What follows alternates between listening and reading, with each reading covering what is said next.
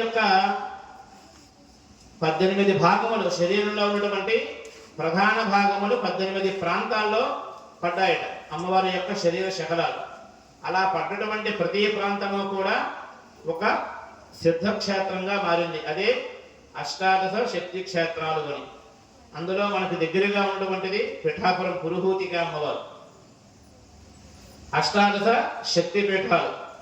పరమశివుడు 12 ప్రాంతాలలో జ్యోతిర్లింగంగా అనుగ్రహిస్తున్నాడు. 12 జ్యోతిర్లింగములు. అందులో మనకు బాగా దగ్గరగా ఉన్న దాంట్లో శ్రీశైలం, మల్లికార్జునుడు, ఇంకా చాలా ఉన్నాయి. ఇవాళ 14 లోకాలు ఉన్న 14 లోకాలలో చాలా ఉత్తమమైన లోకం ఏదైనా ఒకటి ఉంది అంటే భూలోకమే చెబుతారు. కేదారేశ్వర వ్రతం చాలా మంది చేసుకుంటారు కదా. అందులో పార్వతీదేవి కైలాసం నుంచి భూమి మీదకి వచ్చి ఈ భూమి మీద గంగా నదీ తీరంలో ఒక పర్ణశాల వేసుకుని అక్కడ కేదారేశ్వర వ్రతం చేసుకుని పరమశివుడి యొక్క అనుగ్రహాన్ని పొందింది. మనకు ద్రాక్షారామం దగ్గరగా ఉంది. ఆ ద్రాక్షారామంలో దక్ష యజ్ఞం జరిగింది. అక్కడికి పార్వతీదేవి వచ్చింది, పరమేశ్వరుడు వచ్చాడు, వీరభద్రుడు వచ్చాడు. అంటే ఈ భూలోకము కర్మభూమి, వేదభూమి అని ఒక పేరుంది ఈ భూలోకానికి. అటువంటి భూలోకంలో ఇటువంటి వేద భూమిలో కర్మభూమి అంటే కార్యములు ఆచరించడానికి యోగ్యంగా ఉన్న ప్రాంతము అని వేదం చెబుతుంది.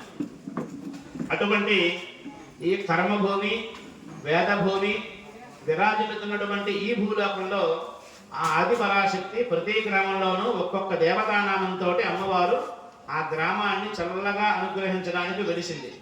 మన గ్రామంలో ఏ పేరుతో వెలిసిందట? శ్యామలాంబ అనే పేరుతో వెలిసింది. ఆ శ్యామల అంటే చల్లని తల్లి, గ్రామాన్ని అనుగ్రహించే వరాల కల్పవల్లి అని అర్థం. శ్యామలాంబ కాస్త వాడుకలో మనందరికీ సోమాలమ్మగా అవతరించింది. సోమాలమ్మ అమ్మవారిగా అంటే ప్రతి గ్రామంలో ఉండేటటువంటి గ్రామ దేవతని శీతలాంబిక అంటారు. శీతల అంటే చల్లని తల్లి అని. అయితే అమ్మవారు వారి కళలో కనిపించి కొంతమందికి ఫలానా పేరుతో నేను గ్రామంలో వెలిశాను కాబట్టి నాకు తగినటువంటి కాస్త చెన్నమడి పానకం పోసి నన్ను చల్లగా చూసుకోండి, మీ గ్రామం అందరినీ చల్లగా చూస్తాను అని చెప్పని ఆవిడ ఒక పుట్టింటిలో పెరిగి అత్తింటి వారింటికి వెళుతూ ప్రతి సంవత్సరం ఒక ఉత్సవాన్ని జరిపించుకుంటోంది. మన ఇష్టమా, మనం చేయగలమా ఆవిడ చెప్పకపోతే? ఏమండి, ఎప్పటి నుంచో సంకల్పం చేస్తే ఇవాళకి కార్యరూపం దాల్చింది అంటే మన సంకల్పం బలమైనది కాబట్టి. ఈ సంకల్పాన్ని ఇచ్చింది ఎవరు? అమ్మవారు. ఏది మన ఇష్టం కాదు, మనం ఎవ్వరూ అతీతులం కాదు. యథార్థమైన ఒక్క మాట చెబుతాను వినండి. ఇవాళ మనం ఎన్ని రకాలుగా వైభవంగా బతుకుతున్నామని మనకు అనిపించినా ఈ వైభవం ఈ శరీరం పడిపోయిన తర్వాత, మరణించిన తర్వాత మనం సంపాదించుకున్న ధనం కానీ, బంగారం కానీ, భోగం కానీ, భాగ్యం కానీ, ధనం కానీ, ఐశ్వర్యం కానీ, పొలాలు పుట్రలు ఏమి కానీ ఇవేమి మనం కూడా పట్టుకెళ్ళేవి కాదు. అవునా కదా? మానవ జీవితం చాలా చిన్నది. యథార్థమైన మాట చెబుతున్నాను అంటే నేను పాటించేదే మీకు చెబుతున్నాను, కొత్త విషయాలు ఏం చెప్పట్లా. నాకు ఫలానాది కావాలి అని ఆశ లేదు, ఇది ఉంది అని ఉప్పొంగిపోయే పరిస్థితి లేదు. ఇవాళ ఇది కలిగింది అంటే అమ్మవారి అనుగ్రహం ఉంది, అయ్యవారి అనుగ్రహం ఉంది. నన్ను కొన్ని రకాలుగా కొంతమంది అనుకుంటూ ఉంటారు, దీనికి ఫలానా ఆవులంటే పిచ్చి, గేదెలంటే పిచ్చి, లేదా అదంటే పిచ్చి, ఇదంటే పిచ్చి, వీటి మీద గోల్డ్ డబ్బులు తగలేస్తున్నాడు అంటే మనం పాడు చేస్తున్నామని మనం అనుకుంటున్నాం. కానీ మన వల్ల ఫలానా కార్యానికి రూపాయి ఖర్చు అవుతోంది అంటే మనం రుణం ఉండిపోయాం వాటికి. అందుకే వేదంలో ఉన్నదే మనం ఆచరించాలి. ఎప్పటికైనా ఎటువంటి వారికైనా వేదమే ప్రమాణము, వేదమే ఆధారము, వేదమే శాశ్వతము, వేదమే మార్గము, వేదమే నడవడిక, వేదమే మంచితనం. ఏమంటే గురుగారు బాగున్నారా అన్నారు అనుకోండి, ఆ గౌరవం వేరు. ఏంటి ఈ మధ్యన కారులో తిరుగుతున్నావు, బంగారం పెట్టుకు తిరుగుతున్నావు, బాగా సంపాదిస్తున్నావు, పెళ్లికి వెళ్తే 50 లక్షలు పుచ్చుకుంటున్నావు కదా అంటే కదా వీరి మొహంలో ఎప్పుడు మాట్లాడకూడదు నేను అనుకుంటాను. మా గురువు గారు అంటే పెళ్లి చేయిస్తే బాగా చేయిస్తారండి, పూజ చేయిస్తే బాగా చేయిస్తారని అని మన మనసులో ఉందనుకో, ఇంకో 10 మందికి యాక్సెస్ చేయించుకోవచ్చు. నీకు చేసిన మంచే పక్క వాళ్ళకి చేయడానికి అవకాశం ఉంటుంది. అవునా కాదా? అంటే మన శరీరంలో ఉన్న ప్రతి అవయవాన్ని కూడా భగవదర్పితం చెయ్యగలగాలి. ఎలాగట? చక్కటి కాళ్ళు ఇచ్చాడు. ఈ కాళ్ళతో రోజుకి ఒక్కసారైనా మనకి దగ్గరగా ఉండే ఆలయానికి వెళ్ళి ఒక్క దండం పెట్టుకురావడమే. మీరు పళ్ళు పెట్టారా, పులిహోర పెట్టారా, అక్కడ లేదా ఆవిడికి. ఇంకా మంచి విషయం చెబుతున్నాను. మనకు ఎవరికైనా పని ఉందనుకోండి, వాడి చుట్టూ 10 సార్లు తిరిగితే కానీ పని అవ్వదు, అవునా కదా? మరి అలాగే మనం అనుకున్న కార్యం పూర్తవ్వాలి అంటే మన గ్రామ దేవతను, మనం నివాసం ఉంటున్నటువంటి ప్రాంతానికి దగ్గరగా ఉన్న ఒక ఆలయము చూసుకుని రోజు ఒక్కసారి ఆయన పలకరించామనుకోండి, ఆయన ఏమనుకుంటారు భగవంతుడు? వీడు ఎన్ని పనులు ఉన్నా సరే ఒక్కసారి నన్ను పలకరించి వెళ్తున్నాడు, వీడికి ఏం ఆటంకం ఉందో తీసి పడేద్దాం అనుకుని భగవంతుడు కూడా నిర్ణయించుకుంటాడు. మనం ఎదుటివాడిని పలకరిస్తేనే కదా వాడు మనకు పని చేసి పెట్టేది. ఆ ఎదుటివాడు ఎవడో ఒక్కదా భగవంతుడే. ఇవాళ ఒక మనిషి ఇంకో మనిషికి భయపడాల్సిన పని లేదు. ఎవరికి భయపడాలట? భగవంతుడు అనేవాడు ఒకడు ఉన్నాడు అన్న భయం ఉండాలి. భగవంతుడు అనేవాడు ఒకడు ఉన్నాడు అన్న భక్తి కలిగి ఉండాలి. భయము భక్తి రెండూ దేవుడి మీదే పెట్టుకోవాలి. యథార్థమైన మాట. ఇవాళ మనం అనుకుంటాం ఏదో పిల్లి కళ్ళు మూసుకుని పాలు తాగేస్తుంది, ఎవరు చూడలేదు అమ్మయ్యా అనుకుని 4 రోజులు తాగుతుంది, 5 రోజులు తాగుతుంది, రోజు పాలు తాగేస్తుంది. ఇది అది ఏ టైంకి వస్తుందో చూద్దామని చెప్పి కర్రెచ్చుకుని ఎవడో కళ్ళు పనకాలు నించున్నాడు, పాలు తాగుతుంది, అడ్డు వరకు కొట్టేశాడు దాన్ని. ఎన్నాళ్ళు తాగింది? 1 వారం రోజులు తాగింది. 8వ రోజులు అడ్డు విరిగిందా లేదు దానికి? మనం కళ్ళు మూసుకుని మనం ఏదో చేసేస్తున్నాము, నోరుంది కదా అని అవతలవాన్ని తిట్టేస్తున్నాం, కాళ్ళు ఉన్నాయి కదా అని తన్నేశాం. మొన్న మా ఊర్లో మా ఇంటి దగ్గర నుంచి గోశాలకు 2 ఆవు దూడలను తీసుకెళ్తూ ఉంటే ఓ దూడ పరిగెడుతూ ఉంటే ఒకడు, ఆ కుర్రాడు వేరేవాడు, మన ప్రాంతం వాడే, వాడు బండి మధ్యలతో బండికి అడ్డం వస్తుందేమో అనుకుని కాలుతో తన్నాడు దూడని. దూడ పక్కకు పడిపోయింది, లేచింది, మళ్ళీ మామూలుగా గోశాలకు వెళ్ళిపోయింది. సరిగ్గా 14 రోజులు కాలు విరిగిపోయింది. వాడికి ఎలా విరిగింది? ఇంట్లోనే విరిగిపోయింది, మెట్లు దిగుతూ ఉంటే. ఎవడు విరగొట్టాడు? వాడు చేసుకున్న కర్మ వాడిని విరగొట్టాడో చేసుకుంది. ఏం జరిగింది అంటే ఏం తెలియదు. నా దాకా విషయం వచ్చేసరికి ఓహో అది చేశాడు, ఇది అనుభవించాడు. ఇది మనం అనుకుంటాం. గురువుగారు ఏమో ఇందాక పురాణంలో చెబుతున్నారు, క్రితం జన్మలో చేసిన పుణ్య పాపాల వల్ల ఈ జన్మలో మనం మంచిగా ఉన్నాము, క్రితం జన్మలో చేసినటువంటి పాపాల వల్ల ఈ జన్మలో కొన్ని కర్మలు అనుభవిస్తున్నామని చెప్పారు.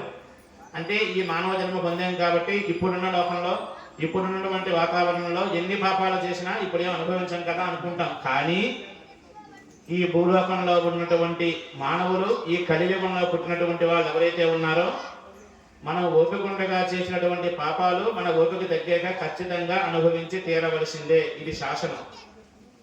కాబట్టి భగవంతుడు మనకు చక్కటి కాళ్ళు ఇచ్చాడు.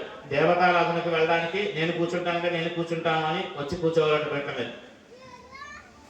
2 చేతులు ఇచ్చాడు. ఓహో నాకు 4 రకాల పువ్వులు తెచ్చి అమ్మవారికి ఇచ్చే అవకాశం కలిగింది అని 4 రకాల పువ్వులు పళ్ళు పట్టుకొచ్చి అమ్మవారికి ఇవ్వడం. ఇవాళ మనకు కలిగిన దాంట్లో 100 రూపాయలు, 500 రూపాయలు గుడికి ఖర్చు పెట్టి 10 మందికి భోజనాలు పెడదాం అనుకుంటే చేయవలసిందే.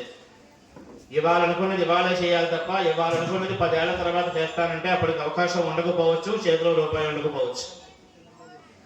భగవంతుడి యొక్క అనుగ్రహంతో ప్రతి గ్రామంలోనూ కూడా ఒక గ్రామ దేవతగా ఆదిపరాశక్తి పార్వతి అమ్మవారే వెలిసింది. యథార్థమైన మాట చెబుతున్నాను. మరి ఆ అమ్మవారికి ఏం చేయాలి అంటే ఏడాదికోసారి జాతర చేయాలి. ఆవిడకి మేళ తాళాలన్నా, భాజా భజంత్రులన్నా, గ్రామస్తుల యొక్క కోలాహలం మధ్యన అమ్మవారు ఉత్సాహంగా ఆనందభరితంగా గ్రామమంతా సంచారం చేసి వస్తుందట. ఏడాదికోసారి జాతర సమయంలో అని మనం అనుకుంటాం. అప్పుడే కాకుండా ప్రతి గ్రామాన్ని కూడా ప్రతిరోజు అర్ధరాత్రి పూట కాపలా కాస్తుంది. ఆవిడకి పని ఏమిటి చెప్పండి అసలు? చాలా మందికి నిదర్శనం. రాత్రి 1 గంట 2 ఆ ప్రాంతంలో మేము వెళ్తూ ఉంటే మాకు గజ్జలు చెప్పడం వినిపించిందండి, సాంబ్రాణి ధూపం వాసన వచ్చిందండి, ఆ టైంకి వెళితే అమ్మవారి గుడికేసి చూడాలంటే కాస్త కొంచెం భయం అనిపించిందండి అన్నవాళ్ళు అనేక మంది ఉన్నారా లేదా?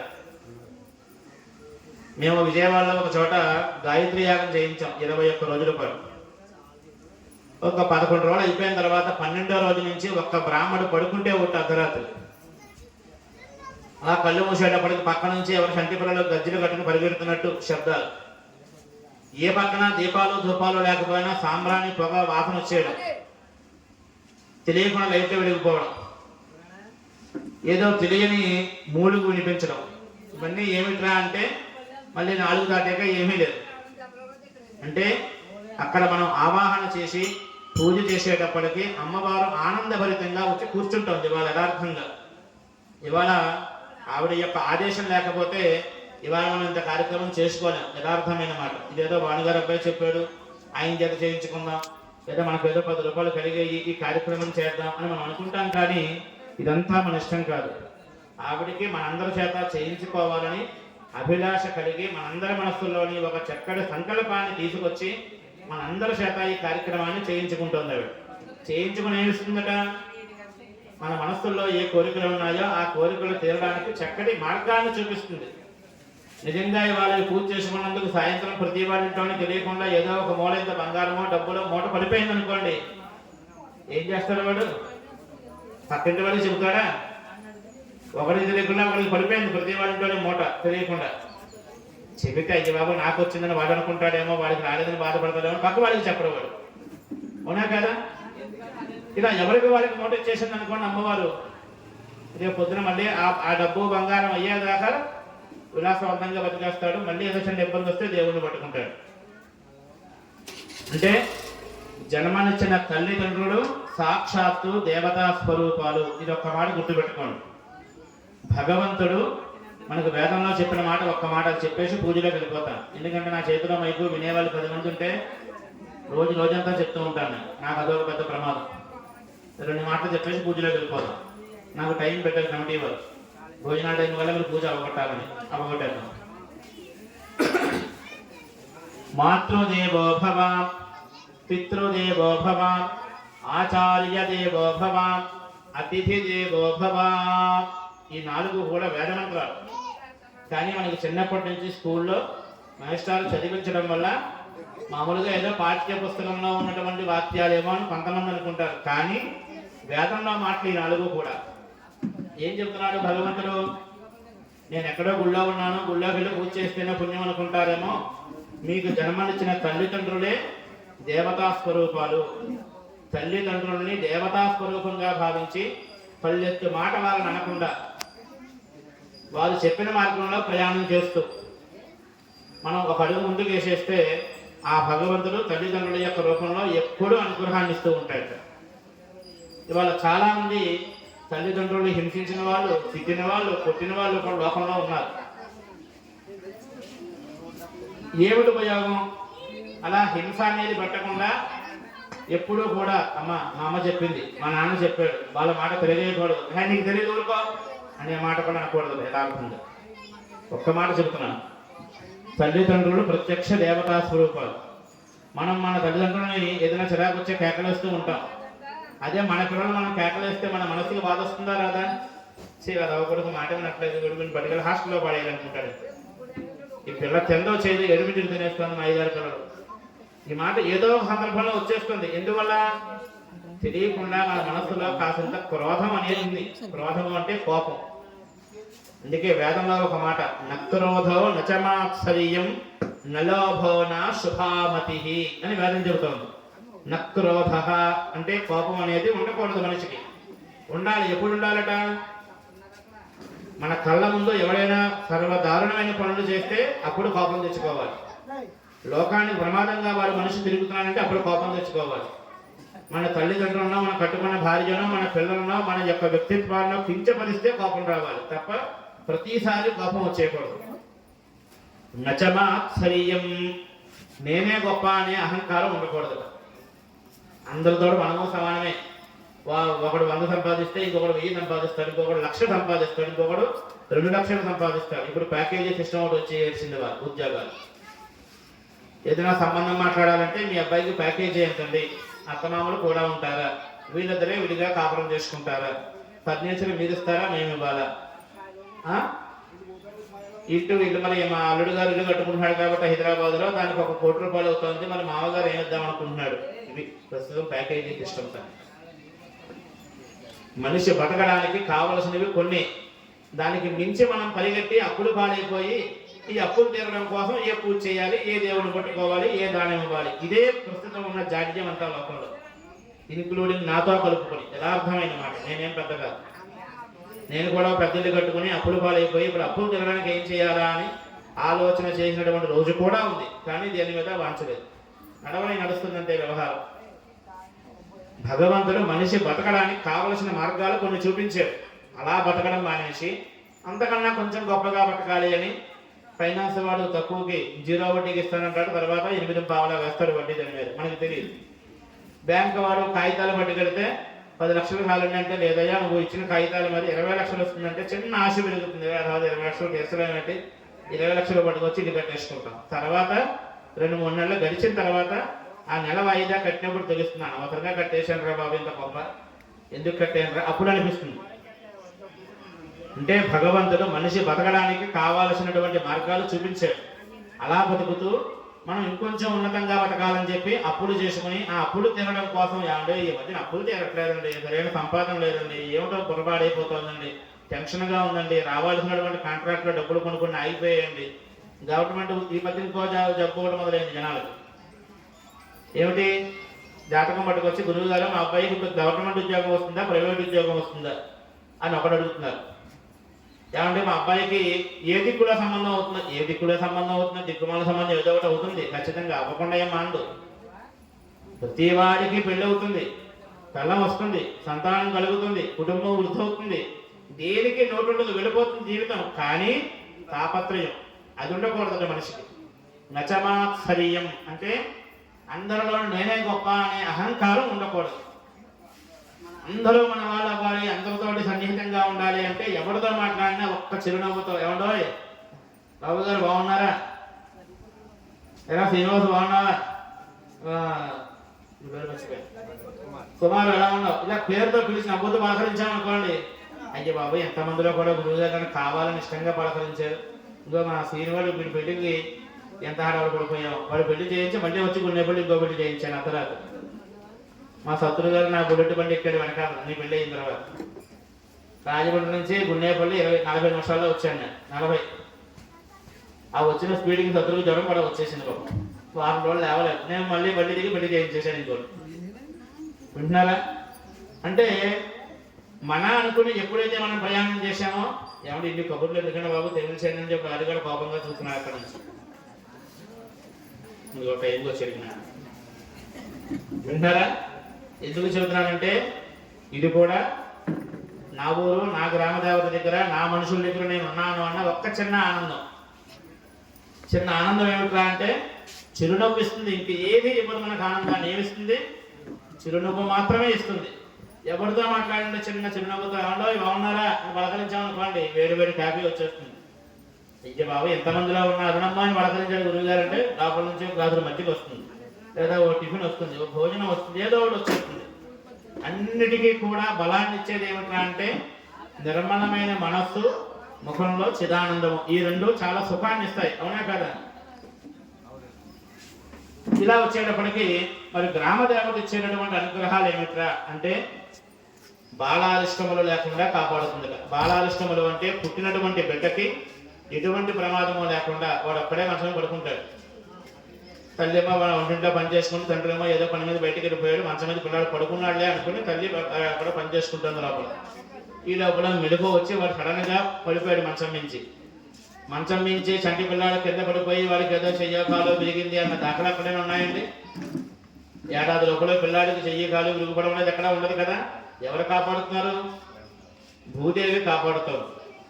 అందుకోసం ప్రతి మనిషికి, ఆడవారికైనా మగవారికైనా భూదేవికి ఉన్నంత సహనము, ఓర్పు ఉండాలి అని వేదం చెబుతోంది. భూదేవిని చూడండి, ఒక గుణపంతో పొడి చేసి ఒక విత్తనం వేసామనుకోండి, ఆవిడ బాధపడ్డు, అదో మొక్క వేసుకుంటున్నాడు, అదో ఫలం వస్తే తింటాడు, సంతోషం, నా బిడ్డ కదా అనుకుని ఆనందపడుతుంది. ఓ ఇల్లు కట్టుకుంటుంటే జేసీబీలతో మట్టి అంతా తవ్వేసినా సరే, ఆవిడ గుండెలు చీల్ చేసినా సరే, ఓన్లే నా బిడ్డలు ఇల్లు కట్టుకుంటున్నాడులే అని చెప్పిన సంతోషంగా అనుగ్రహించి ఇల్లు కట్టుకునేలా చేస్తుంది, అవునా కదా? ఒక్కటి గుర్తుపెట్టి మీరు ఆలోచించండి. మన ఆంధ్రప్రదేశ్లో ఇప్పటికొచ్చి మీకు ఎవరికైనా తెలిసి భూకంపం వచ్చిందా? ఒక్క మాట చెప్పండి. తెలంగాణలో వచ్చింది, మిగతా రాష్ట్రాల్లో వచ్చింది, ఒక్క ఆంధ్రప్రదేశ్లో ఎందుకు రావట్లేదు చెప్పండి ఒక్క మాట. భూకంపం వచ్చిందా? ఎక్కడ?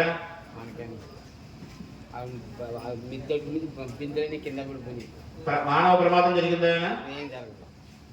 భూకంపాలు నాకు తెలిసి, నాకు ఇప్పుడు 40 వస్తుంది, ఇంకాను నాకు తెలిసి భూకంపం రాలేదు, వచ్చినా మానవ ప్రమాదం జరగలేదు. కారణం ఏమిటి? మన ఆంధ్రప్రదేశ్లో ప్రతి వాడు కూడా భూదేవిని మాతృస్వరూపంగా చూస్తాం. మాత అనే శబ్దం ముగ్గురికే వర్తిస్తుందట. ఎవరు వాళ్ళు? జనక మాత, జన్మనిచ్చిన తల్లి. రెండవది భూమాత, భూదేవి. మూడవది గోమాత. గోవును కూడా తల్లిగా భావించమని వేదం చెప్పింది. అటువంటి ఆవు గురించి మొదలు పెడితే 5 గంటలు చెప్తాను, అక్కడ కాపేద్దాం.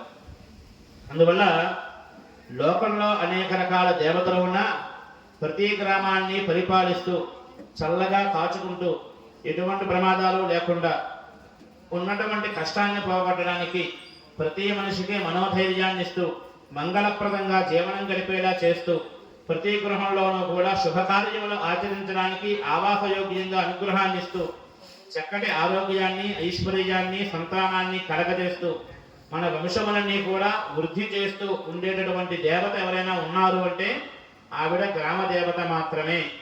అటువంటి గ్రామ దేవతగా విరాజిల్లుతున్నటువంటి మన సోమాలమ్మ అమ్మవారికి ఇవాళ రోజున ఇంత కార్యక్రమం ఎందుకు చేస్తున్నామో ఒక మాట చెప్పేస్తాను. మన శరీరం శుద్ధవ్వాలి అంటే చక్కగా తలంటు స్నానం చేసి శుభ్రమైన సబ్బుతోటి ఒళ్ళు తోముకొని లేకపోతే షాంపూతోటి గలగుద్దుకొని ఉంటే శరీరం శుద్ధి అయిపోయింది. తర్వాత చక్కటి బట్టలు కట్టుకొని మనం గుళ్ళో పెడుతున్నాం, చేసుకుంటున్నాం. కానీ ఈ లోపల ఉండేటటువంటి బాహ్యము కూడా శుద్ధవ్వాలి. లోపల ఉండే రక్తమాంసాదులు, మద్యము ఇవన్నీ కూడా శుద్ధవ్వాలి. మన మనస్సు కూడా శుద్ధవ్వాలి అంటే ఈ శరీరంతో ఒక దేవతా కార్యం చెయ్యాలి. మరి ఇవన్నీ మనం చేసుకోవడం వల్ల వచ్చే ఫలము వల్ల సుఖంగా జీవనం గడపాలి. మన శరీరాన్ని వృద్ధి చేసుకోవడం కోసం తగినటువంటి ఆహారాన్ని, తగిన సమయంలో నిద్రని, తగిన సమయంలో సంపాదించుకుంటూ ఎలాగైతే ఈ శరీరాన్ని మంచిగా ముందుకు తీసుకెడుతున్నామో అలాగే గ్రామంలో ఉండే దేవతలకు కూడా చైతన్యము వృద్ధి అవ్వాలి. అంటే అలా చూడగానే అమ్మవారు కూర్చుందిరా, నన్ను నా మొర ఆలపిస్తోంది, నా మాట వింటోంది, నన్ను చూస్తోంది అన్న భావం మనకు కలిగి అమ్మవారు దండం పెట్టుకు వెళ్ళాక నాకు ఆ పని అయిపోయింది అని అనిపించాలి అంటే ముందు ఆ విగ్రహంలో చైతన్యం కావాలా వద్దా? చైతన్యం కావాలి కదా. మరి అమ్మవారికి విగ్రహానికి చైతన్యం కావాలి, మహిమ తేజో రూపం కలగాలి. మా అమ్మవారు చాలా బలమైన తల్లి అండి అని చెబుతాం మనం, అవునా కదా? అంటే ఈ బలమైన తల్లి అని చెప్పడానికి అమ్మవారికి చేసిన అలంకారం ప్రధానమా, అమ్మవారి విగ్రహంలో ఉన్న చైతన్యం ప్రధానమా? మాట్లాడాలి. మీ అందరికీ చాలా డ్రింకులు తెప్పిస్తున్నాను, నేను గంటలో వస్తున్నాయి. పూజలో కూర్చున్న వాళ్ళందరికీ డ్రింకులు ఇద్దామని చెప్పి ఏర్పాటు చేశాం. మేము ఏర్పాటు చేశాం. నీలాంటి వాళ్ళకి వేరే డ్రింకులు ఇస్తాం. చల్లగా డ్రింకులు తాగుతాం కాసేపట్లో. అంటే విగ్రహంలో చైతన్యం ఉంటేనే కదా మనం ఆ విగ్రహానికి దండం పెట్టుకుని నా మొర ఆలకించింది, నా పని పూర్తి చేసిందని చెప్పుకుంటాం. మరి ఆ చైతన్యం పెరగాలంటే ఏం చెయ్యాలి అంటే ప్రతి మంగళవారము, శుక్రవారం అమ్మవారికి ప్రీతి అయిన రోజు, ఆ రోజున అందరూ వచ్చి, ఆడవాళ్ళందరూ వచ్చి అమ్మవారి దర్శనం చేసుకుని కాస్త పసుపు కుంకుమ జాకెట్ ముక్క లేకపోతే కనీసం చలిమడి పానకం ఇంత పెసలు కలిపి పట్టుకొచ్చి, అది కూడా కుదరలేదు 2 అరటిపళ్ళు పట్టుకొచ్చి, చిన్న బెల్లం ముక్క పట్టుకొచ్చి ఏదో ఒకటి అమ్మవారికి చూపించి అమ్మ చల్లగా చూడు తల్లి అని పలకరించి మనం వెళ్ళిపోయాం అనుకోండి, ఏడాది మొత్తం మనం చల్లగా చూస్తుంది. మనం పలకరిస్తే దేవుణ్ణి మన గురించి భగవంతుడు ఆలోచించే ప్రయత్నం చేస్తాడు, చూస్తాడు, చూడకుండా మాండు. కానీ మనం మాటికి అమ్మవారిని విసిగించాలి. ఆ విసిగించేది ఎలా విసిగించాలట? భక్తి అనే సాధనంతో విసిగించాలి. అర్థమవుతుందా? ఇలా వచ్చేటప్పటికి మాకు రోజు కుదరట్లేదండి, 6 నెలలకు సరిపడా గుళ్ళో వెళ్ళడానికి అవకాశం లేదండి,